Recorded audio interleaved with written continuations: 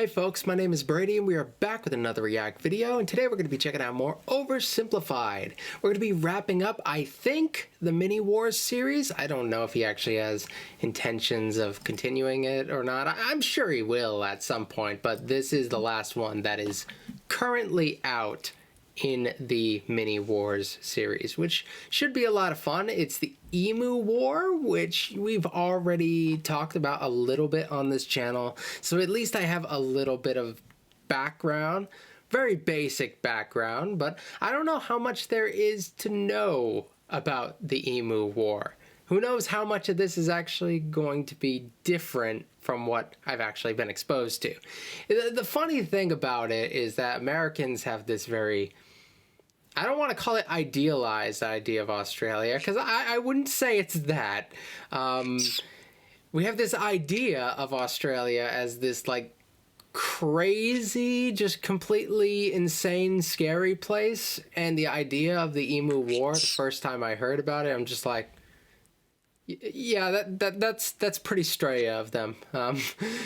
So I'm excited to talk a little bit about this because it's definitely longer than the previous video I did on the subject, and I'm hoping that there's more detail, but also OverSimplified, he has a different way of pacing things in the way he tells jokes and stuff, so I might not learn anything new today. We can only wait and see, so let's get it started. This is Australia. For the man who imagines being strangled by a tarantula while a kangaroo breaks his kneecaps and thinks, yes please. For the man who pictures himself being eaten by a snake in the burning outback while eating a Vegemite sandwich and thinks, yes please. And that man was Governor Arthur Phillip, who landed in Eastern Australia in 1788, presumably saw a dingo being eaten by a crocodile, being eaten by a death adder, being eaten by a koala, being eaten by Mel Gibson, and thought to himself, yes. Good. Very good. Oh, that's wonderful. I think that kind of lays out what I was talking about earlier, the way that Americans view Australia.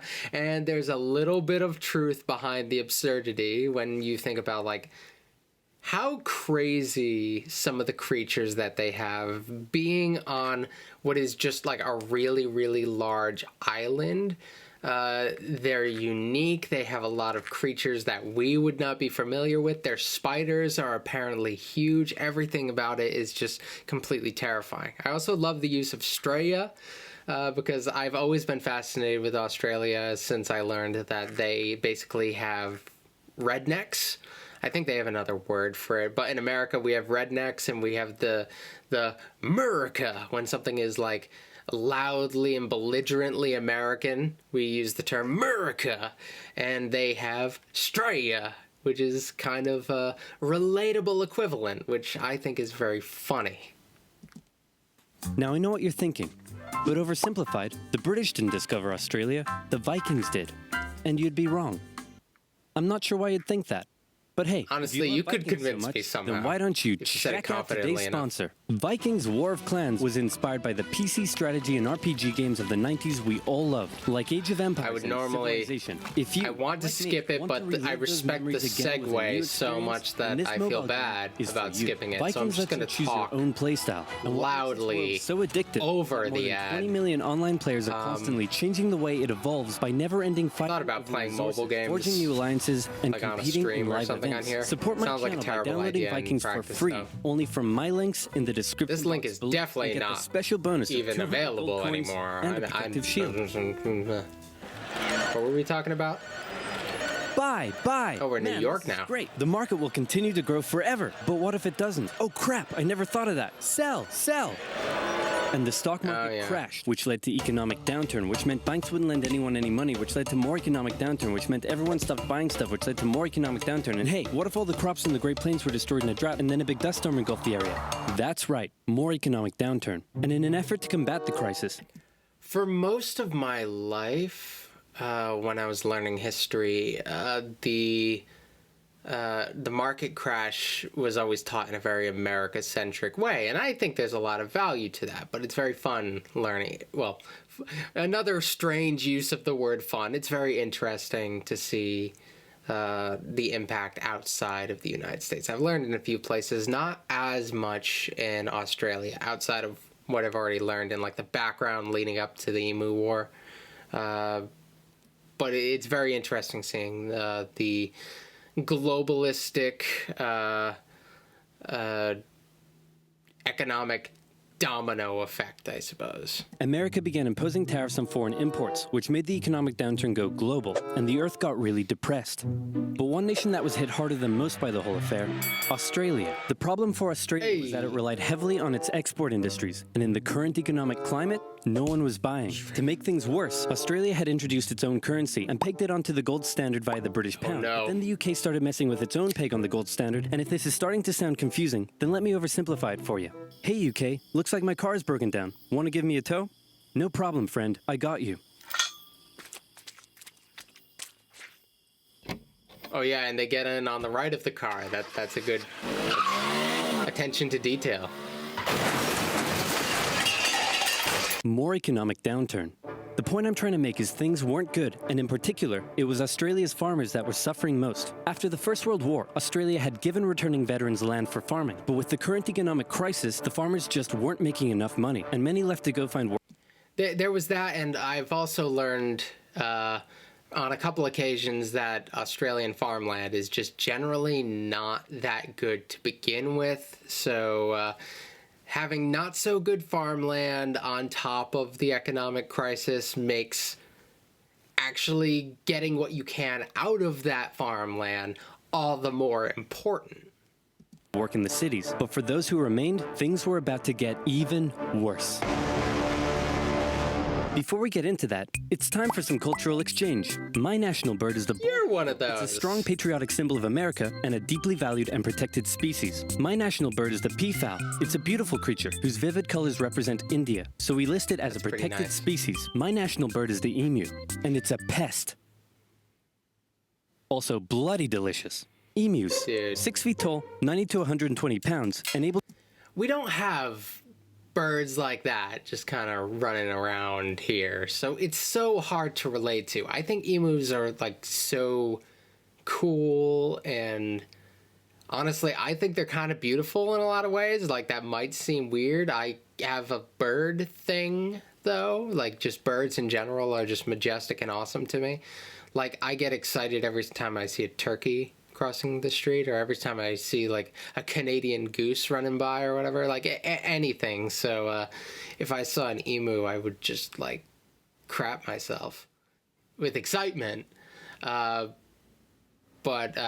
don't excuse my sympathy for the emus for any sort of condemnation of the Australians, because I can't truly relate to how much of a pest they really are, because we don't have an equivalent that I know of, like, or anything even remotely close, especially not in the Northeast. Able to run at speeds up to 40 miles per hour, usually return to the coast after their breeding season, but suddenly they found Western Australia full of lush, wet farmland. Oh my, look at all this delicious wheat that just so happens to be growing here in large quantities. Hey guys, get a load of this. You know, my, look at all this delicious wheat that just so happens to be growing here in large quantities. That's really good. Wow, grains every day. Hey, who left this big hole in the fence? Guys, get a load of this. Oh, wow. You know what I said about his pacing earlier and the way he tells jokes? There you go. What a lovely morning for some farming. What? Those damned emus, they have it in for me. They're bullies. They're nothing but bullies. Calm down, Bruce. They're just animals. It's not personal. Hey, Farmer Bruce, where did you find that hat? The toilet? Yes.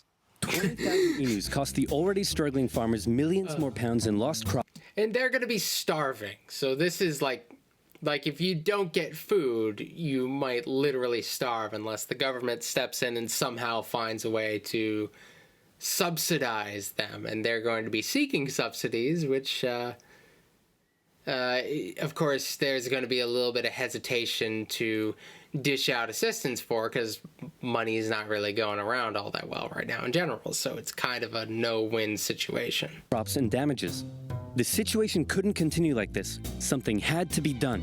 So in 1932, the farmers turned to the government for help. You'd think they'd go to the Minister of Agriculture, but these farmers said no. This is a job for the military. So they went to George Pierce, the Minister of Defense. That's right, Australia was to go to war with the emus. But not everyone was happy with the idea. This is barbaric. We can't go slaughtering thousands of our own national bird. Oh, come on, guys. The machine guns will make it quick and painless. Machine guns? You're using machine guns? This is animal cruelty. Look, I know it's unusual, Yes, but it's not like we're poachers turning the birds into feather hats. Think of the benefits. Okay. I kind of get the use of machine guns. Like it's not going to work very well. And we know this already. But I sort of get it because emus are just like bricks. And it takes a lot to take down any individual emu. Like, it's going to be hard to just come in and take one down with a single bullet. So you're going to want some rapid fire if you want to take out large groups. And they travel often in groups. So if you can't get that rapid fire and you're only going to get like one or two at a time, maybe before all the others get away, unless you have like a decent amount of people, but they're not going to have like those crazy resources. It'll be good target practice for our boys. The government can show it took action. Plus, I can get myself a nice new feather hat. Did I say feather hat? I meant I want to gather chat with you about getting you all some nice new feather hats. Did I say feather hats? I meant I want to wage terror at these emus and turn them all into feather hats. Damn it! Yeah. Of course, Pierce first made the farmers sign an agreement saying that they would pay for the whole thing and that Pierce wouldn't take any of the blame if the operation, that was clearly very stupid, turned out to indeed be stupid. And the operation went ahead. Major G.P.W. Meredith and his men were sent with 2 Lewis machine guns to hunt down and take out the evil emu population in Western Australia. Target spotted. Well, was it an emu? Definitely not an emu. No, sir. It's an emo. Damn it, Jones. Learn your vowels. I'm sorry. Okay, it looks like the humans are coming for us. But check this out. I've come up with an amazing plan. See if you can follow me here, okay? When they approach, we run away. And they're fast. They are very You're a fast. genius. Pierce sent a camera crew along with the machine gunners to capture some good old propaganda for the government. And the first battle took place in November at Campion. The men spotted a mob of emus from a distance, so they set up their guns and opened fire. I wonder if the footage emus still split exists. up into smaller groups and ran in every direction. The men were only able to kill what they called a number of birds, but the vast majority got away. Cut! But like in defense of the machine guns. It's so great being an American watching this and being able to say, in defense of the machine guns, coming from the American. I'm not much of a gun person myself, but in defense of the machine guns, like, they would have made out much worse if they were using anything lighter, because they wouldn't have been able to get out as many shots, and you might have just simply wounded a bunch of emus and not actually killed any. Surprisingly, many of the emus were able to take multiple bullets, but still run at full speed to safety, causing Meredith to compare them to tanks, saying if we had a military division with the bullet-carrying capacity of these birds, it would face any army in the world. Okay, we need to get closer. No, you idiots, not to me, to the emus. Oh, sorry. No. I like it. So next, they tried sneaking up on a large number of emus near a local dam and firing at short range. Maybe the men were just unlucky, but my professional opinion says the emus were magic, because both guns jammed after just 12 emus were killed, and once again, the rest got away. Cut! The men were feeling a little humiliated after losing to a pack of discount ostriches, so they decided to move further south, where the emus were said to be tamer. And this time, they had a new strategy. Okay. Moving south is an interesting choice, but isn't most of the problem, like, in the center? Because they have all that new farmland in the center? Like, they would normally be in the south. The problem is that they're in a different place from where they would normally be, eating up the farmland in the center. I thought that was my understanding of the situation, so moving south doesn't seem as wise. Like, they were supposed to move south, the emus. The problem is that they didn't. Maybe I'm missing a layer of this. Hey, Jones, here's the plan. You mount the machine gun in the back, I'll chase the emus, you shoot. Got it? Got it. Sounds like...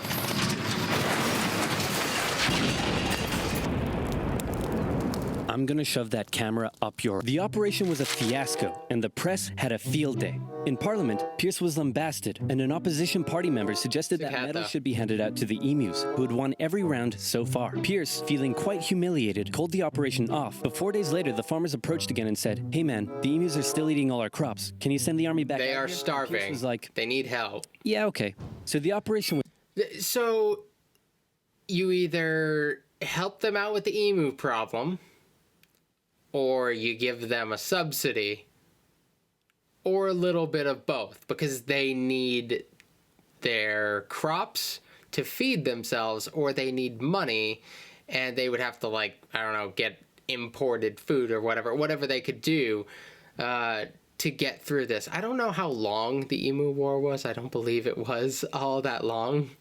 But at this point, like, the people on the ground level are quite desperate from what I'm aware. Was back on for round 2, and this time Meredith and his men had learned the emus' guerrilla tactics and were much seems more like a bit of a distraction, reports though. suggesting the men were cutting down 300 emus every week. I hope you boys are getting great footage of this. What on earth are you filming? Despite the success, the media had lost interest in the whole thing. But with 1,000 emus killed, Pierce finally ended the operation and returned to Parliament declaring victory for the humans. So there were 20,000 emus out there destroying crops, and you've killed 1,000. Meaning there's still 19,000 emus out there. Yep. And in addition, you've burned through 10,000 rounds of ammunition. Meaning you wasted 10 rounds per confirmed kill. That's right. Yeah, I'm gonna go ahead and call this one for the emus. At least I got a feather hat. What? So in the end, the emus won the Great Emu War of 1932, and the emus continued to wreak havoc on the farmers for years to come. The government introduced a bounty system, which saw some success. But for a moment, let's take some time to remember the brave men who said goodbye to their families and risked their lives to take on the great, evil emu population in Western Australia. But even more importantly, let's think of the friends they made, the bond they created, and the memories they shared.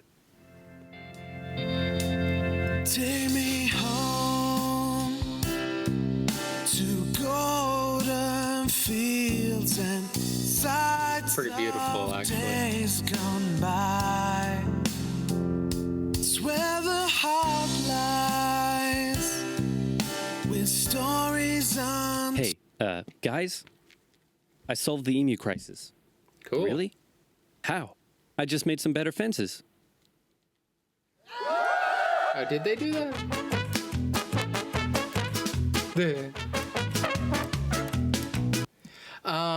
Ooh, the bucket. I've heard about that one, I think. I think I heard that in like a Middle Ages course as kind of like, but I don't think it was mentioned as like a big thing. I think it was mentioned as just kind of a side note, so I'd like to get around to that at some point. Anything with the Pope in the thumbnail sounds interesting to me. Yeah, the bounty system, I heard that was smart and that worked out. I was, for a minute, when I first heard about the bounty system, I was like, wait, Australia doesn't have guns? And then I'm like, yeah, of course they have guns. Now they have much stricter gun control, but yeah, of course they have guns. It's Australia. They must have a gun culture over there. But yeah, I think in recent years it's kind of moved away from that. But this is we're talking about like a really long time ago. That shirt is kind of sick. I'm actually kind of considering it. Anything, bird stuff and history related stuff. Like you combine them, and I want it. I'll think about it. All right. I hope you guys enjoyed this video because I really liked it. I thought that was fun. I don't know how many oversimplified videos I have left. Honestly, I think we got the bucket one, the Henry VIII one. I don't know what else we're missing. We'll, I guess, cross that bridge when we come to it. And he's probably going to have a new one sometime soon because it's been a while. So I'd imagine a new one is around the corner. But I suppose we'll see. All right. Thank you, everybody, for tuning in. If you liked this video, hit the thumbs up, like button. And that's all. All right, bye.